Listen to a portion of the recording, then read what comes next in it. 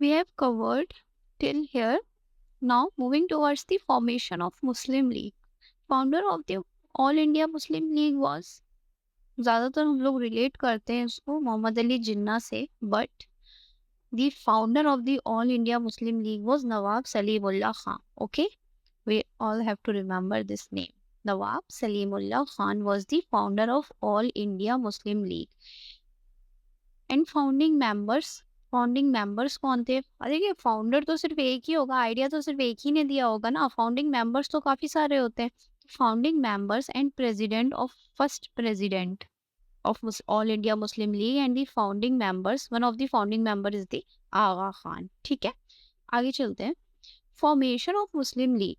Muslim League was formed in December 30, 1906. Okay, during the Dhaka session. Dhaka session में मुस्लिम league form हुई थी on 30th December 1906 in Dhaka session. ठीक है, conference of the Mohammedan educational conference. Mohammedan educational conference की educational conference थी उसमें. ठीक है, उसके ढाका सेशन में, कांग्रेस के ढाका सेशन में ये conference of Mohammedan educational conference. ठीक है, मीटिंग ये होस्ट किसके थ्रू की गई थी? मीटिंग होस्टेड बाय द नवाब ख्वाजा सलीमुल्लाह. ठीक है, नवाब वकारुल मुल्क, नवाब मोहसिनुल मुल्क jointly appointed as secretary of Mohammedan educational conference. ठीक है, तो क्वेश्चन ऐसे आ सकते हैं that who was appointed as the secretary of Mohammedan Educational Conference. So they were नवाब वकारउल मुल्क एंड नवाब मोहसिन उल मुल्क. ठीक है, हेडक्वार्टर कहाँ था मुस्लिम लीग का? It was in Lucknow.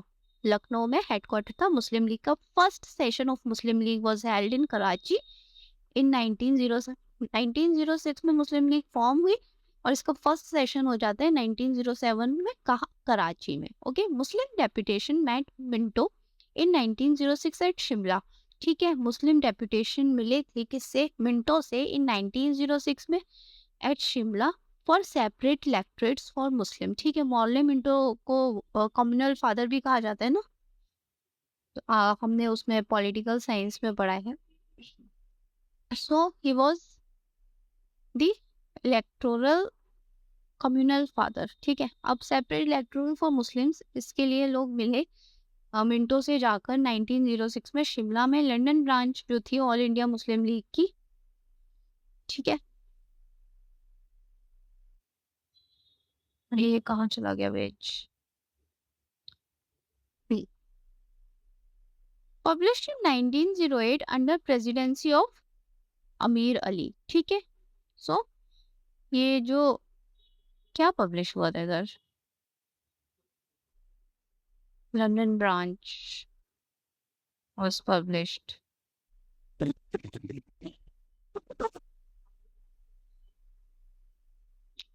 ठीक है, अब मौलाना मिंटो रिफॉर्म आ जाता है इसके बाद. ठीक है, इससे रिलेटेड पीवाईक्यू दे रखे हैं. अब मुस्लिम लीग से रिलेटेड पीवाईक्यू इतने ही थे, उसके हमने सारे मिलाकर नोट्स बना दिए हैं. अब मौलाना मिंटो रिफॉर्म पढ़ते हैं. दैट वाज हेल्ड इन 1909.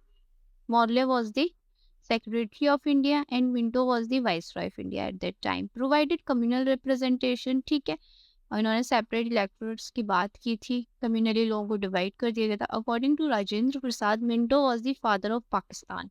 ठीक है, राजेंद्र प्रसाद मेंशन करते हैं दैट जो फॉर्मेशन हुआ है पाकिस्तान का, उसके पीछे कहीं ना कहीं रीजन रहा है, हाथ रहा है किसका? मिंटो का. ठीक है, Minto was the reason of the formation of Pakistan. So he was considered as the father of Pakistan by Rajendra Prasad. ऐसे क्वेश्चन आ सकते हैं, who said that Minto was the father of Pakistan, और ऑप्शंस दे देंगे आपको 4, उसमें Rajendra Prasad you have to mark.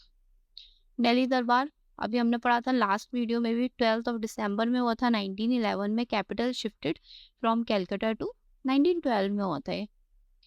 Capital shifted from Calcutta to Delhi. ठीक है, अब देखिए दिसंबर में हुआ था 1911 में. अगर किसी ऑप्शन में बाई चांस 1912 नहीं है, then you have to mark 1911. अगर किसी ऑप्शन में 1911 नहीं है तो you have to go with 1912. ठीक है, तो ड्यूरिंग टेन्योर ऑफ हार्डिंग. ठीक है, हार्डिंग तक का टेन्योर था. कैपिटल शिफ्ट कर दी गई थी Calcutta to Delhi by king George 5. ठीक है, ट्रांसफर वाज कंप्लीटेड इन 1912। तो देखिए 1912 में ट्रांसफर कंप्लीट हो गया था, अनाउंसमेंट हो गई थी इसकी 1911 में, बट किसी भी चीज़ को फॉर्मली होने में और प्रैक्टिकली होने में टाइम लगता है, ठीक है। तो फॉर्मली अनाउंस कर दिया गया था बस, बट कंप्लीटली ट्रांसफर किया गया था 1912 में। ओके, अब बॉम्ब वाज थ्रोन ऑन, किसके ऊपर फेंका गया था? लॉर्ड हार्डिंग के ऊपर। और bomb was thrown on lord Hardinge, किस, जो कि राज बिहारी बोस के थ्रू हेड किया गया था ड्यूरिंग हिज स्टेट एंट्री। जो वो स्टेट में जैसे एंटर करेंगे उनके ऊपर एक बॉम्ब फेंक दिया जाएगा, किसके ऊपर? लॉर्ड हार्डिंग के ऊपर। And that is also called the Delhi conspiracy, ठीक है। दिल्ली लाहौर कॉन्स्पिरेसी भी इसको कहा जाता है। और ठीक है ना, एक्सट्रीमिस्ट में से थे ये, तो he was doing this type of things because इतने टाइम का रूल रहेगा, इतने टाइम का एक्सप्लॉइटेटिव नेचर रहा है ब्रिटिश का, तो कुछ तो फ्रस्ट्रेशन, कुछ क्या बहुत फ्रस्ट्रेशन होगी, तो धीरे धीरे करके इन्हीं सारे फॉर्म्स में बाहर निकले। अच्छा, Bihar became separate state, Bihar एक सेपरेट स्टेट बन गया कब? इन 1912 में, ठीक है। अब लखनऊ सेशन, फिर अब पीवाईक्यू दे रखा होगा ना, पीवाईक्यू से देखकर हमने एज इट इज नोट्स बनाए इसके। तो 1916 में INC and Muslim League Congress accepted the separate। अब इंडियन नेशनल कांग्रेस और मुस्लिम लीग का रीयूनियन हो गया because Congress accepted the separate electorates. Congress ने सेपरेट इलेक्टोरेट्स का डिमांड जो थी उनकी वो एक्सेप्ट कर लिया and jointly demanded dominion state. और दोनों ने मिलकर एक डोमिनियन स्टेट की बात की। Sarojini Naidu described Jinnah the chief architect of the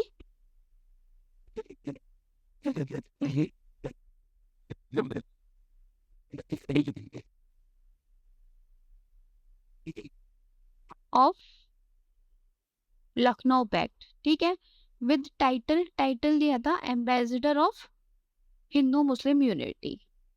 तो सरोजनी नायडू ने जिन्ना को डिस्क्राइब किया है as the chief architect of Lucknow pact, with title दिया उन्होंने ambassador of Hindu Muslim unity. वो वहां थे उस टाइम, तो उनको बेहतर पता होगा, that's why she gave this title to Mohammad Ali Jinnah. और लखनऊ सेशन प्रिसाइडेड किसके थ्रू किया गया था? Presided by the AC Majumdar, ठीक है। Lucknow session is important because इसमें कांग्रेस और मुस्लिम लीग का रीयूनियन हुआ था, ठीक है। अब क्या होता है, जब इसमें रीयूनियन हो जाएगा कांग्रेस और मुस्लिम लीग का, तो ये सेशन थोड़ा सा इम्पोर्टेंट हो जाता है।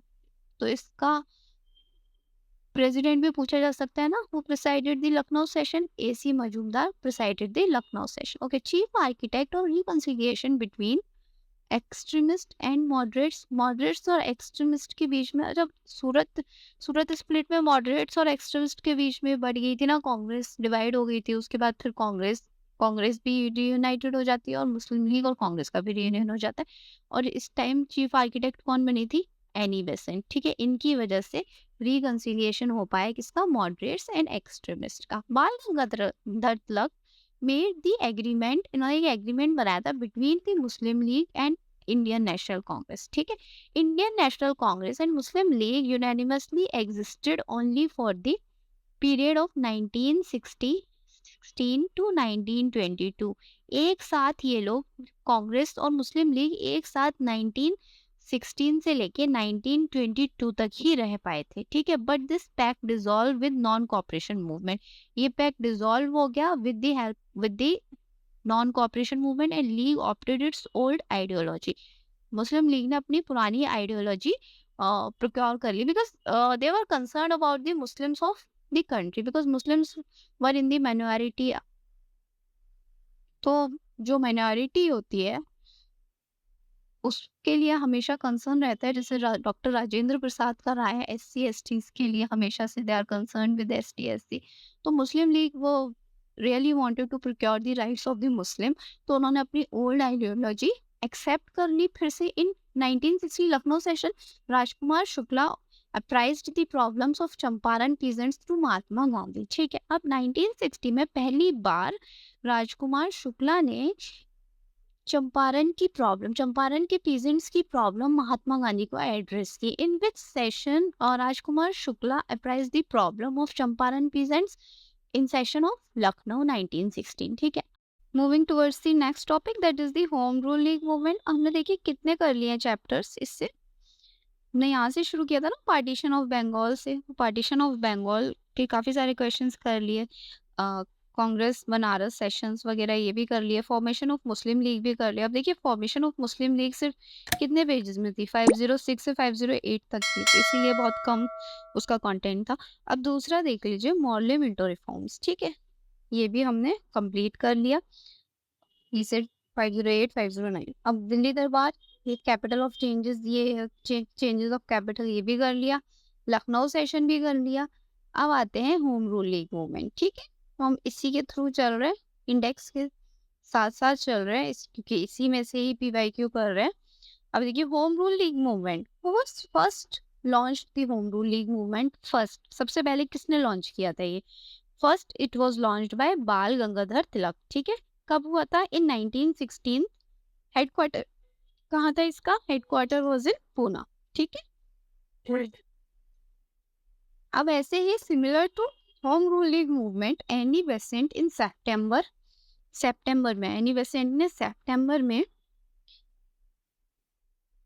अपना एक रूल लीग मूवमेंट स्टार्ट किया था। उसका हेडक्वार्टर कहाँ था? अडियार मद्रास। ठीक है, मद्रास में था।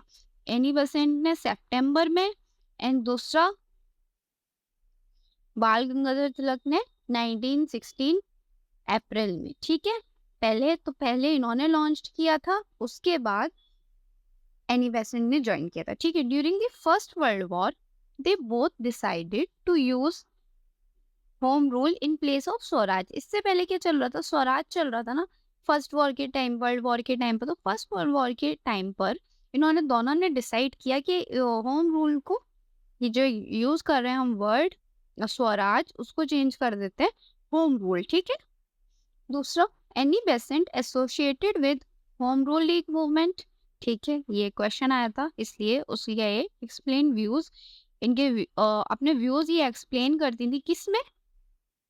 In Commonwealth weekly journal. ये वीकली जर्नल दी कॉमनवेल्थ। तो क्वेश्चन ऐसे भी आ सकता है, who wrote the book, who wrote the weekly journal Commonwealth? तो इट वो शी वाज एनी बेसेंट। ठीक है, दूसरा movement in India became popular during first world war. First world war के दौरान जो मूवमेंट था वो पॉपुलर हुआ कहाँ? इंडिया में। दैट वाज कौन सा मूवमेंट था? Which was that was the home rule league movement. तो ये क्वेश्चन है, movement in India became popular during the first world war. ठीक है, तो it was the home rule league movement. कितना अब होम रूल लीग मूवमेंट में किसने कंट्रीब्यूट नहीं किया था? Who did not contribute to home rule league movement? किसने कंट्रीब्यूट नहीं किया था? TS Olcott. ठीक है, इन्होंने होम रूल लीग मूवमेंट में कंट्रीब्यूट नहीं किया था। ये क्वेश्चन था, who did not contribute to home rule league movement। उसके बाद ऑप्शंस दे रखे थे and it was the correct answer. अब ये T S Olcott home rule league movement से तो रिलेटेड नहीं थे, लेकिन ये किस चीज से रिलेटेड थे? It was related to the theosophical society. ठीक है, थियोसॉफिकल सोसाइटी से रिलेटेड थे ये। अच्छा, एसोसिएट्स जो थे, जो एसोसिएटेड थे होम रूल लीग मूवमेंट के, वो कौन कौन थे? Bal Gangadhar Tilak, Annie Besant, S Subramaniam Iyer. ठीक है, तो पहले तो जो नहीं थे, डिड नॉट कंट्रीब्यूट, जो रिलेटेड नहीं थे होम रूल लीग मूवमेंट से, एक तो थे टीएस एल्कॉट और दूसरा C R Das. C R Das was not a part of home rule league movement. ठीक है,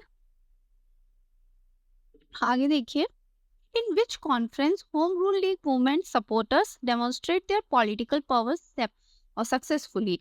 कौन से सेशन, कौन से कॉन्फ्रेंस में? Lucknow conference Congress in 1960। ठीक, 1960 इन्होंने अच्छे से होम रूल लीग मूवमेंट के सपोर्टर्स ने अपनी पॉलिटिकल पावर सक्सेसफुली डेमोन्स्ट्रेट कब की थी? लखनऊ कॉन्फ्रेंस में इन 1916। ठीक है, आगे एचआरएल movement was the symbol of starting a new phase of freedom movement in India। ठीक है, it was just the starting of freedom of India, the new phase of freedom of India, put a perfect for a the self government before the nation। ठीक है, दूसरा है Tilak league Maharashtra, Karnataka, central province and Bihar. अब ठीक है, home rule league movement Tilak ने start किया था अप्रैल में। कब स्टार्ट किया था? हमने डेट देखी थी अभी, दैट वाज इन 1916। ठीक है, तो Tilak was leading in Maharashtra, Karnataka and central provinces and Bihar. और जो रेस्ट ऑफ द इंडिया था, it was dealing with the Annie Besant was dealing with the rest of the India about the home rule league movement. ठीक है, ये अपना home rule league movement rest of India में कर रही थी.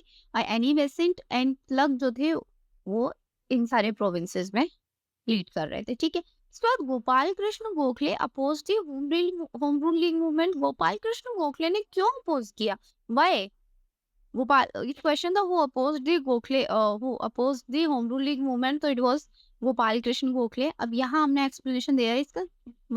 why he opposed? Because he believed in a more gradual and moderate approach. क्योंकि moderate थे, he was one of the moderates, तो इनकी अप्रोच जो थी वो बहुत मॉडरेट थी. Okay, Tilak, Swaraj, Maratha and Kesari. तिलक से रिलेटेड क्या क्या है? स्वराज है और मराठा और केसरी. ठीक है, अब चलते हैं फेमिनिज्म मूवमेंट. और ये देख लो, ये ऐसे ही नहीं है, ये क्वेश्चन देखिए आया हुआ है. Who among the following was a proponent of feminism movement? ठीक है, फेमिनिज्म मूवमेंट की प्रोपोनेंट कौन थी? एनी बेसेंट थी. तो Annie Besant in 1847 to 1933 was a proponent of feminine movement. अब ये फेमिनिन मूवमेंट है क्या? यहाँ तो देखिए नहीं दे रखा है एक्सप्लेनेशन में, फिर भी हमने इसको देखा है आगे. फेमिनिन मूवमेंट क्या था? फेमिनिन सोसाइटी थी to achieve the principles of social democracy. It was the society, not in India. ठीक है, it was the I think UK based society थी. और इसका मोटिव क्या था? इसका मोटिव था to work with on the principles of social democracy. ठीक है, तो ये देखिए यहाँ से क्वेश्चंस वगैरह सब है. अब दूसरा एक क्वेश्चन है, Annie Besant was responsible for starting the home rule league movement. Annie Besant ने स्टार्ट किया था नहीं? अभी हमने पढ़ा नोट्स में, स्टार्ट किसने किया था? 1916 अप्रैल में स्टार्ट किया था बाल गंगाधर तिलक ने. ठीक है, the founder of the theosophical society. Theosophical society की फाउंडर थी ये. हाँ, थर्ड वन है, वन थी president of Indian National Congress. ये तो प्रेसिडेंट तो थी इंडियन नेशनल कांग्रेस की, बट इसका आंसर सीधे रखा है जिसमें वन और थर्ड सही है. और ये यूपीपीसीएस प्रीलिम्स का क्वेश्चन है 2013. He was not the founder of the Theosophical Society, ये तो हमें पता है. He was related to she was related to the Home Rule League movement, responsible for starting.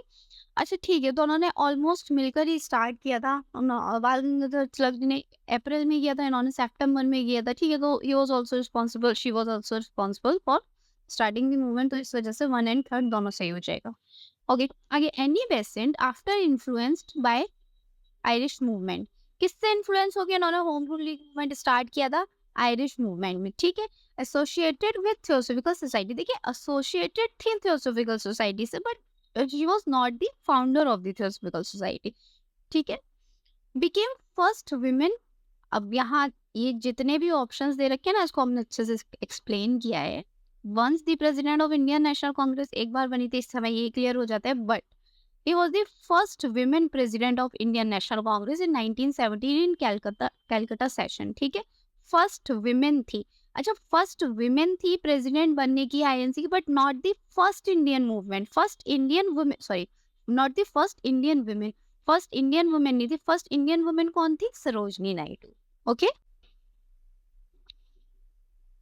Sarojini Naidu जब प्रेसिडेंट थी इंडियन नेशनल कांग्रेस की, it was the Kanpur session. ठीक है, and Annie Besant at that time it was the Calcutta session. Theosophical Society के founder कौन थे? Theosophical Society के founder थे हेनरी ऑलकॉट एंड मैडम ब्लेवेट्स्की. ठीक है, प्रोनाउंसिएशन आप लोग चेक कर लेना एक बार. Theosophical Society के फाउंडर ये दोनों थे. ठीक है, तो देखिए इसमें हमने ये सारे ऑप्शंस देख लिए ना. थियोसॉफिकल सोसाइटी के बारे में भी थोड़ा सा देख लिया, होम रूल लीग मूवमेंट भी देख लिया. उसके बाद प्रेसिडेंट जो एनी बेसेंट एक बार थी, लेकिन ये it was she was not Indian president. और Sarojini Naidu was the first Indian women president of Indian National Congress. हाँ, हियर कम्स आए Gandhi ji and his early life. ठीक है, यहाँ से अच्छे से थोड़ा सा इंटरेस्ट आता है यहाँ से पढ़ने में. चलिए, तो इसका पहले एक्सप्लेनेशन देख लेते हैं. That is, Mohandas Karamchand Gandhi was born on October 2nd 1869 at Porbandar. ठीक है, इट वाज गुजरात. चलो, और his primary education took place in Rajkot. Mahatma Gandhi was married with किससे शादी हुई थी इनकी? कस्तूरबा गांधी से at the age of 13। He got married at the age of 13। ठीक है। He took training as barrister from the inner temple London. ठीक है, ये याद रखिएगा। अब तो ये तो पता था हमें महात्मा गांधी जी बैरिस्टर थे, but from where he got this degree? From the inner temple London. ठीक है, आगे चलते हैं। Karamchand Gandhi was the diwan. अच्छा, एक चीज, व्हाट इज द डिफरेंस? हमने ये सारे टर्म्स तो सुने हैं, that is lawyer, advocate and barrister. ठीक है, do you know the difference between these three?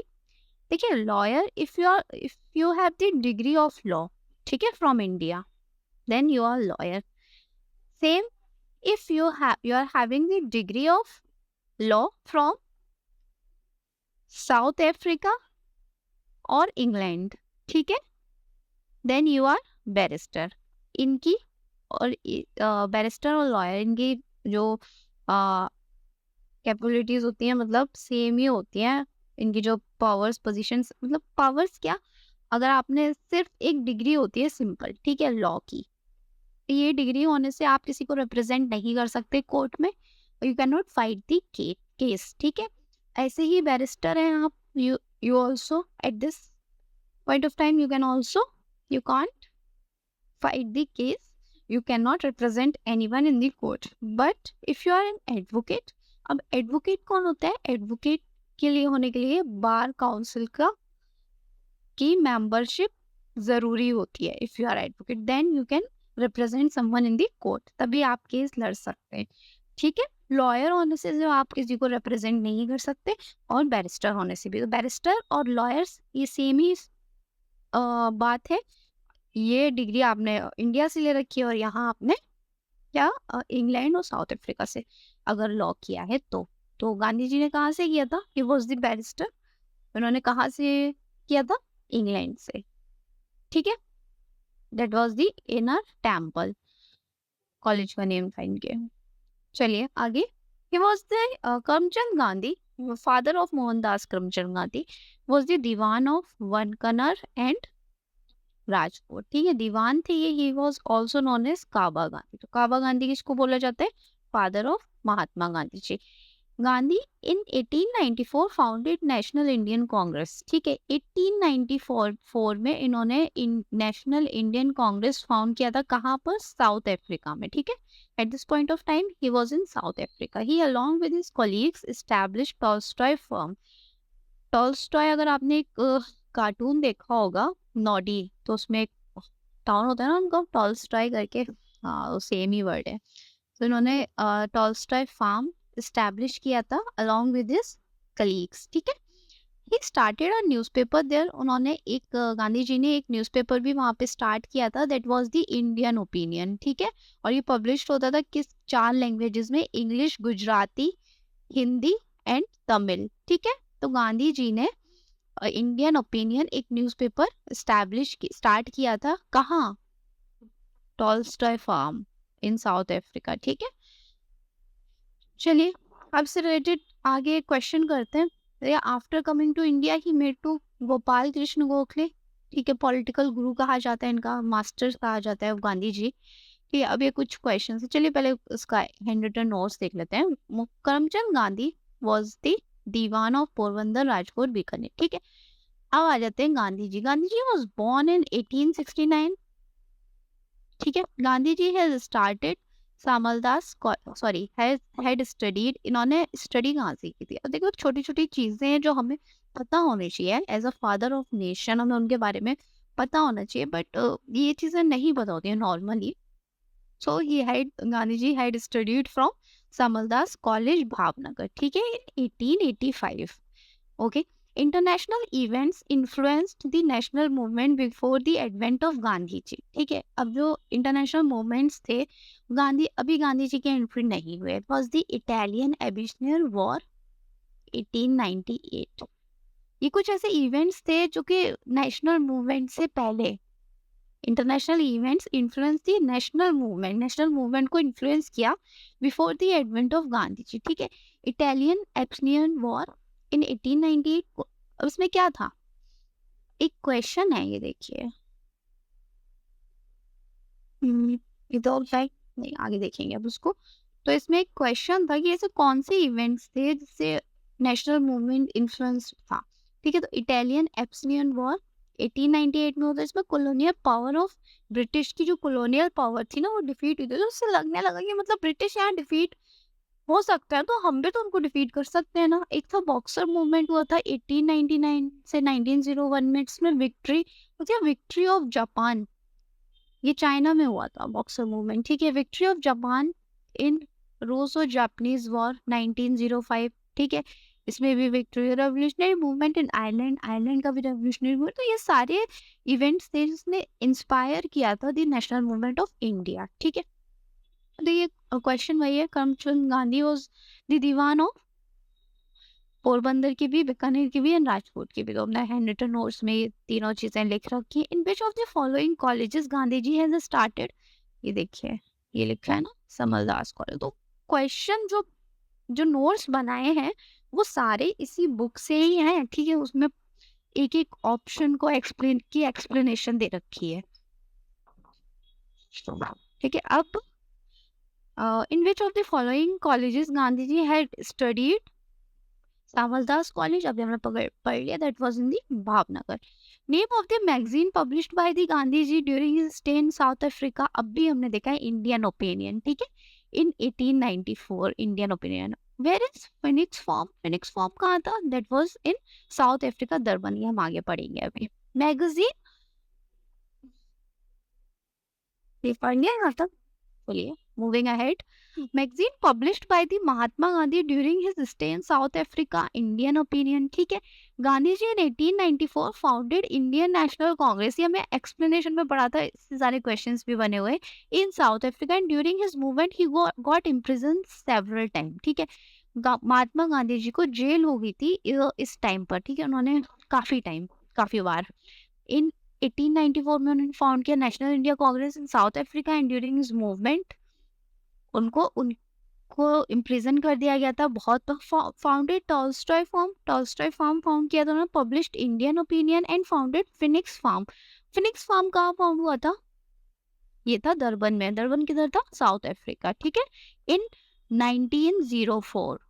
Okay, and Mahatma Gandhi supported the philosophical anarchism. ठीक है, सपोर्टर थे ये फिलोसफिकल एनार्किज्म के। अब देखिए देख लेते हैं आगे ये है क्या। एनार्किस्ट स्कूल ऑफ थॉट, जो एनार्किज्म होता है, अब ऐसा ही नहीं है कि मैं सिर्फ वर्ड समझाकर आपको छोड़ दूंगी, नहीं, इसको हम आगे एक्सप्लेन भी करेंगे। तो anarchist school of thought focuses on intellectual criticism of authority, specially political power and legitimacy of government. तो एनार्किज्म किस स्कूल जो होता है वो किस थॉट पर बिलीव करता है, ये फोकस करते हैं कि इंटेलेक्चुअल क्रिटिसिज्म होना चाहिए हर चीज का, मतलब एक इंटेलेक्चुअल वे होना चाहिए to criticise anything, to criticise any authority, specially political powers, जो पॉलिटिकल पावर्स है, बिकॉज हम पॉलिटिकल पावर से we can not directly fight ना। He believed the concept of ideal non violent state. ठीक है भाई, किसी भी तरीके की मारधाड़ नहीं होनी चाहिए स्टेट में। और दो प्रिंसिपल्स थे महात्मा गांधी जी के रामराज के। ठीक है, he want to establish Ramraj, but उनके जो प्रिंसिपल्स थे वो टोटली डिफरेंट थे फ्रॉम द करंट सिनेरियो। आजकल जैसे नाम पर मॉब लिंचिंग हो जाती है, मारधाड़ हो जाती है ना, आज जो एस्टैब्लिश करना चाहते हैं Ramraj, that was not the scenario at that time. ठीक है, इनके प्रिंसिपल्स जो थे राम राज्य को अटेन करने के, वो थे truth with the truth and non violence. ठीक है, और ये दोनों ही चीजें देखने के लिए नहीं मिलती है। पार्टी पॉलिटिक्स बोलो, कुछ भी बोल लो, गलत धर्म का गलत यूज किया जाता है इस चीज पर, एज वी ऑल नो। आगे बढ़ते हैं। According to Gandhi ji, non violence a way to attain truth. ठीक है, गांधी जी को ये पता था कि भाई मारधाड़ से कुछ भी नहीं होगा, because in every religion non violence तो कहीं किसी भी रिलीजन में आई नहीं है। तो if you are attaining Ram Rajya with violence, है ना, और आप गरीबों को उनका हक छीनकर या फिर जो भी कह लो एक्सप्लॉइट करके अगर आप ये चीज क्रिएट कर रहे हो, तो इट्स नॉट दैट, है ना, ये चीज बहुत अलग है। इसमें ट्रुथ और नॉन वायलेंस आता है, जो ऐसा होता नहीं है अनफॉर्चुनेटली आजकल के टाइम में। ओके, ये पढ़ लिया। Gandhi ji was an individualist among socialist, ठीक है, वो इंडिविजुअलिस्ट थे सोशलिस्ट में से, मार्क्सिस्ट एमंग सोशलिस्ट, ठीक है। अब देखिए मार्क्सिस्ट और गांधी दोनों आगे पढ़ेंगे हम अच्छे से। Gandhi ji believed that jurisdiction of state should be minimum, state का जो जुरिस्डिक्शन है, जो पाबंदियां है स्टेट पर, वो मिनिमम होनी चाहिए, है ना। गांधी जी ने लुइस फिशर को कहा था that I am a true socialist, ठीक है, बिकॉज ही वॉज। अब सिमिलैरिटी है between Gandhi ji and Marx, ठीक है, कार्ल मार्क्स और गांधी जी में सिमिलैरिटी है। इसमें मेंस में यूपीएससी में क्वेश्चन भी आया था गांधी जी एंड मार्क्स को लेकर, काफी बार आया है, ठीक है। तो एम क्या था दोनों का, दोनों ही स्टैब्लिश करना चाहते थे stateless and a classless society, एक ऐसी सोसाइटी जिसमें मिनिमम जुरिस्डिक्शन हो स्टेट का, स्टेट हो ही ना, और दूसरा क्लासलेस सोसाइटी, क्लास ना हो, अपर क्लास लोअर क्लास, ये सारी क्लासेस, ये डिस्क्रिमिनेशन, जब क्लासेस क्रिएट होती है तभी तो डिस्क्रिमिनेशन क्रिएट होता है। तो वो क्लासेस ही नहीं होगी सोसाइटी में तो कहाँ से डिस्क्रिमिनेशन होगा। But means of achieving was different.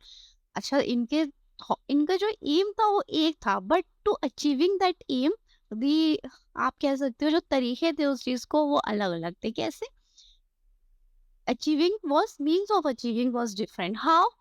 Gandhi ji through non violence, Gandhi ji का ये मोटिव था कि भाई कुछ भी कर लो, कितनी भी बड़ी चीज आपको अटेन करनी है, कुछ भी गेन करना है, बट विद नॉन वायलेंस, उसमें मारधाड़ नहीं होनी चाहिए, किसी को हार्म नहीं पहुंचना चाहिए, ठीक है। तो गांधी जी का ये भी था कि अपने एनिमी को वो नुकसान नहीं पहुंचाना चाहते थे, ठीक है। दूसरा कार्ल मार्क्स का ये था कि भाई अगर कोई सही चीज अचीव करनी है तो उसके लिए फिर वायलेंट मीन्स भी आपको अचीव करना पड़े तो आप वो भी कर सकते हो, ठीक है। तो दिस, यहाँ थोड़ा सा it creates a difference between the both these personalities. Last step in Gandhian strategy of satyagraha, Gandhi ji satyagraha करते थे। अब उसमें उनका लास्ट स्टेप क्या होता था, है ना। लास्ट स्टेप, लास्ट स्ट्रेटेजी क्या होती थी? स्ट्राइक। भाई स्ट्राइक कर दो, स्ट्राइक हो जाते हो, देखा है गवर्नमेंट को सबसे ज्यादा प्रॉब्लम होती है, बिकॉज स्ट्राइक करने का मतलब है कि इकोनॉमी पे डायरेक्ट इम्पैक्ट होना, ठीक है। दूसरा था, फर्स्ट स्टेप क्या होता था? फर्स्ट स्टेप फास्टिंग होता था। Fasting was termed as fire arrow, ठीक है। फास्टिंग पर चले जाते थे गांधी जी अपनी जिद, अपनी बात मनवाने के लिए, ठीक है। अब तो defeat the enemy is not true as per Gandhian principle. आपको बता रही थी कि गांधी जी का जो प्रिंसिपल था वो दुश्मन को हराने का नहीं होता था, ठीक है। गांधी जी इस चीज को नहीं मानते थे कि भाई मुझे दुश्मन को हराना है, उनको सही चीज अटेन करनी होती थी, लोगों को जस्टिस दिलाना होता था, और जो भी सोसाइटी के साथ हो रखा होता था, लोअर क्लासेस के साथ जो प्रॉब्लम्स हो रही होती थी, तो उनके फेवर में उनको काम करना होता था। Gandhi is strategy, sorry, satyagraha means, Gandhi ji का सत्याग्रह जो था उसका मतलब क्या था? Non violence, force greater than violence, ठीक है। मतलब कि नॉन वायलेंस जब आप करते हो ना, जब आप बिना लड़े झगड़े बात करते हो, it was the force which is greater than violence, ठीक है। इसका इम्पैक्ट ज्यादा होता है। सत्याग्रही नो इल फीलिंग टुवर्ड्स हिज एनिमी, जो सत्याग्रही थे गांधी जी के साथ, और भी उनके दिल में कोई भी इल फीलिंग नहीं होती थी एनिमी को लेकर कि भाई इसका बुरा हो जाए या कुछ भी।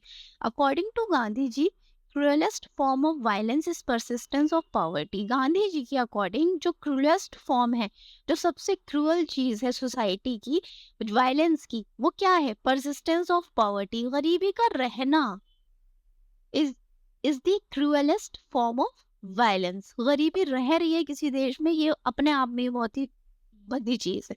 गांधी जी रिटर्न फ्रॉम, अच्छा ये सब हमने पढ़ लिया। अब ये सारे पीवाईक्यू थे। Gandhi ji return from Africa, कब आए थे गांधी जी अफ्रीका से? साउथ अफ्रीका से इन 1915, ठीक है। This is the important date, January 1915। और इसको हम प्रवासी दिवस के उसमें भी मनाते हैं ना, सेलिब्रेट करते हैं। केम इन कॉन्टेक्ट विद गोखले, सबसे पहले ये गोखले के, गोपाल कृष्ण गोखले के कॉन्टेक्ट में आए थे, and accepted him as political mentor, ठीक है। Gokhale was the political mentor of Gandhi ji. आगे बढ़ते हैं। Gandhi ji lived 21 years in South Africa. South Africa में कितने साल रहे गांधी जी? 21 साल, ठीक है। He went South Africa to appear in a case of Gujarati merchant. South Africa गए थे वो अपीयर होने के लिए, एक केस था गुजराती मर्चेंट का इन 1893, ठीक है। दादा Abdullah and return in India. Gujarati merchant का नाम क्या था? दादा अब्दुल्ला, ठीक है। And return India in Jain 9th 1950। ठीक है, हम प्रवासी दिवस भी मनाते हैं ना इस दिन, 9th जन, ये रहा Pravasi day. Okay, Gandhi ji was thrown out of the train.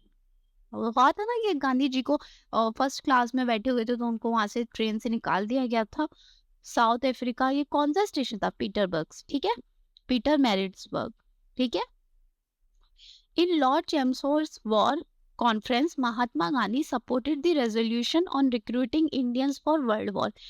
अच्छा, जो एक डील हुई थी ना कि आप हमें वर्ल्ड वॉर में सपोर्ट करो, उसके बाद आपको डोमिनियन स्टेटस मिल जाएगा, इंडियंस से ऐसा प्रॉमिस किया गया था, तो गांधी जी ने इस चीज को सपोर्ट किया that we will support the British in the world war. Okay, first session of INC attended by, ऐसा पहला कौन सा सेशन था व्हेन गांधी जी अटेंडेड? ठीक है, कौन सा सेशन था? Calcutta session 1901, it is the important one. ठीक है, 1901 कैलकाटा सेशन। ठीक है, फर्स्ट सेशन था इंडियन नेशनल कांग्रेस का जो गांधी जी ने अटेंड किया था। प्रिसाइड किसने किया था? ये प्रिसाइडेड बाय डी वाचा। ठीक है, ये भी याद रखना, preside first session that was attended by Gandhi ji was presided by D Wacha in 1901 Calcutta session. Okay, 1901 Gandhi ji established his law office in Bombay. Bombay में गांधी जी ने अपना एक लॉ ऑफिस एस्टैब्लिश किया 1901 में। ठीक है, साबरमती आश्रम एस्टैब्लिश्ड बाय गांधी जी। गांधी जी ने जो साबरमती आश्रम एस्टैब्लिश किया था, कहाँ लोकेटेड था? Located outskirts of the Ahmedabad, Ahmedabad के आउटस्कर्ट्स पर। ठीक है, अब सत्याग्रह आश्रम क्या था? सत्याग्रह आश्रम ओरिजिनली एस्टैब्लिश्ड एट कोचारम। ठीक है, बंगलो, हाँ, बंगलो ऑफ जीवनलाल देसाई। ठीक है, बैंगलोर लगा मुझे ये।